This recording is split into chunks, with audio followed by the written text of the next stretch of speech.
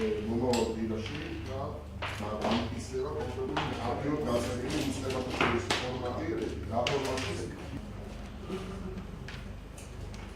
მოგესალმებით, როგორც მოგეხსენებათ, ბოლო პერიოდში სავალუტო კრიზისის გამო ძალიან ბევრი კომპანია დაზარალდა იმ კუთხით, რომ სახელმწიფო შესყიდვებში და სახელმწიფოსთვის ძალიან მნიშვნელოვან პროექტებში მხედველობაში მაქვს უპირველეს ყოვლისა ინფრასტრუქტურული პროექტები, როგორც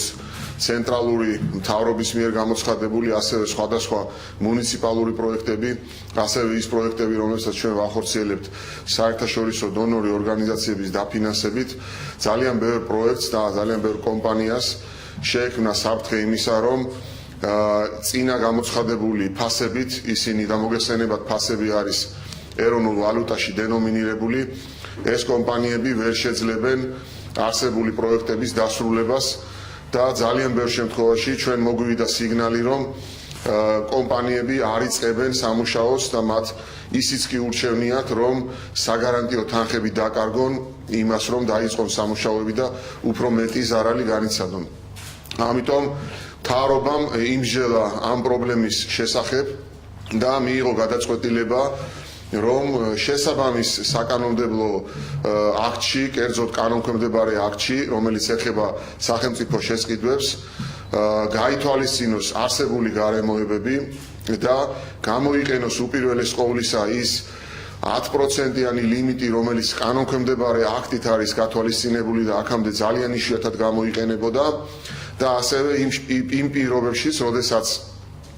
შესყიდვების დროს გაუფასურების ეფექტი აღწევს 10%-ზე მეტს, ანუ უფრო მეტი კომპონენტია უცხოურ ვალუტაში შესყიდვების, ამ შემთხვევაშიც შექმნას უწყებათა შორისი ფორმატი, რომელშიც ყველა ასეთი შემთხვევა იქნება განხილული ფინანსთა სამინისტროს მონაწილეობით, სამხარაულის ექსპერტიზის ბიუროს მონაწილეობით და რა თქმა უნდა უპირველეს ყოვლისა შემსყიდველი ორგანიზაციის მონაწილეობით და იმ კომპანიებისთვის, რომლებიც ასრულებენ ამგვარ სამუშაოებს, კომპენსირებული იქნას დევალვაციის ეფექტი. ასევე მინდა ვთქვა, რომ ეს მექანიზმი არ უნდა იქნას, რა თქმა უნდა, ბოროტად გამოყენებული და აუცილებლად უნდა იქნას გათვალისწინებული მხოლოდ ის კომპონენტები, რომლებიც გამოწვეული არის დევალვაციით და სადაც ჩვენ გვქონდა უცხოურ ვალუტაში დენომინირებული შესყიდვის ნაწილი. სახელმწიფო უახლოეს მთავრობის ხდომაზე მთავრობა დაამტკიცებს კანონქვემდებარე აქტში ცვლილებას, სადაც უკვე გათვალისწინებული იქნება კონკრეტული მექანიზმი, რა მექანიზმის ფარგლებშიც ფინანსთა სამინისტროსა და სამხარაულის ბიუროს მონაწილეობით სახელმწიფო გაუკეთებს კომპენსირებას იმ კომპანიებს, რომლებმაც გაიმარჯვეს ტენდერებში, ეს რა თქმა უნდა არ ეხება დღემდე განხორციელებულ შესყიდვებს და იმ შესყიდვებს, სადაც სამუშაოები ჩაბარებულია უკვე, ეს მხოლოდ და მხოლოდ ეხება იმ სამუშაოებს, რომლებიც ამ პერიოდიდან მომავალში იქნება შესრულებული. ასევე მინდა ვთქვა, რომ გათვალისწინებული იქნება ყველა ის გარემოება და ყველა ის კონკრეტული შემთხვევა, კერძოდ კომპანიას შეძენილი აქვს თუ არა უკვე მარაგები, მომავალში აპირებს თუ არა შეძენას და ასე შემდეგ. ასე რომ სახელმწიფომ გადადგა ძალიან მნიშვნელოვანი შემხვედრი ნაბიჯი ეკონომიკის სუბიექტების, კომპანიების მიმართ და გამოიყენებს მის ხელთ არსებულ ყველა შესაძლებლობას, რათა უპირველეს ყოვლისა კომპანიებს მიეცეს შეუფერხებელი საქმიანობის საშუალება და რა თქმა უნდა მეორე რიგში ის, რომ არც ერთი ინფრასტრუქტურული პროექტი, რომელსაც სახელმწიფო ახორციელებს ცენტრალურსა თუ მუნიციპალურ დონეებზე, არ იქნეს შეფერხებული. ასევე მე მინდა მოუწოდო უკვე ყველა იმ კომპანიას, რომელიც ამ მიზეზით იყო შეფერხებული და სამუშაოების გაგრძელებას ექმნებოდა პრობლემები, მათ შეუფერხებლად გააგრძელონ ის სამუშაოები, რომლებსაც ასრულებენ შესყიდვების მიმართულებით. ასევე მინდა ორიოდე სიტყვით შევეხო იმ პროექტებს, რომლებიც საერთაშორისო რეგულაციების ქვეშ სრულდება, კერძოდ დონორი ორგანიზაციის მიერ დაფინანსებული საერთაშორისო ტენდერებით შესრულებული პროექტები საერთაშორისო რეგულაციებით გათვალისწინებულია კომპენსირების მექანიზმები და მე მოუწოდებ ყველა კომპანიას, რომ რეალობის ფარგლებში, ანუ იმ რეალური სურათიდან გამომდინარე, რაც არსებობს დღეს, გამოიყენონ ეს საშუალებები და კომპენსირების მექანიზმები გარანტირებული იქნება იმოდენობით, რაოდენობითაც დევალვაციამ შეუქმნა პრობლემა ამ კომპანიებს. დიდი მადლობა ყურადღებისთვის. ამ კომპენსირებისთვის რა თანხა? ბიუჯეტზე რა ეფექტი? დიახ, ჩვენ შეფასებას ვაკეთებთ წინასწარი შეფასებით ეს ეფექტი არ უნდა იყოს მთლიანი შესყიდვების 10%-ზე მეტი, ჩვენ ვფიქრობთ, რომ იქნება უფრო ნაკლები, თუმცა ყველა ასეთი შემთხვევა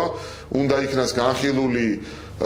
ინდივიდუალურად და მხოლოდ უცხოური ვალუტის გაუფასურებით გამოწვეული ეფექტი უნდა იქნას დაკომპენსირებული. დღეს კონკრეტული ზუსტი თანხის თქმა შეუძლებელია, მაგრამ ჩვენ რომ ეს ნაბიჯები არ გადავდგათ, შემიძლია გითხრათ, რომ ამას ექნებოდა ძალიან ნეგატიური ეფექტი, როგორც ინფრასტრუქტურული სამუშაოების მიმდინარეობაზე, ასევე ეკონომიკური ზრდის კუთხით. ამიტომ მთავრობა მზად არის, რომ სხვა მიმართულებებით მოიკლოს ეს ფული და გადადგას ეს ნაბიჯი იმისათვის, რომ არ შეფერხდეს ინფრასტრუქტურული პროექტები და იმისათვის, რომ ეკონომიკური ზრდის მაჩვენებლებს არ შეექმნას საფრთხე და ასევე რა თქმა უნდა იმისათვის, რომ ეს კომპანიები, რომლებიც მონაწილეობას ღებულობენ ამგვარ პროექტებში, არ გაჩერდნენ და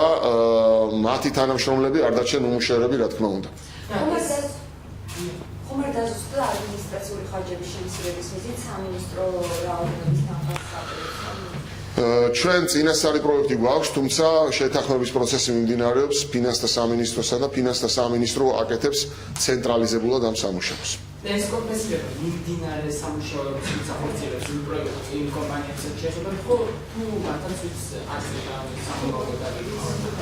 ეს კომპენსირება შეეხება აუცილებლად მიმდინარე სამუშაოებსაც და მომავალში გამოცხადებულ პროექტებს, რა თქმა უნდა, შეეხება. მიმდინარე სამუშაოები მაქვს ხედელობაში, იმიტომ რომ კომპანიები, რომლებიც კონკრეტული ფასით არიან გამარჯვებული ამა თუ იმ ტენდერში და აუქციონში,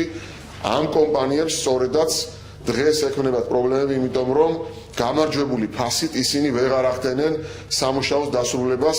დევალვაციის ეფექტიდან გამომდინარე. ამიტომ ჩვენ მიმდინარე სამუშაოებზე ეს ეხება იმ სამუშაოებს, რომელთა ჩაბარების ანგარიშიც ჯერ არ შემდგარა,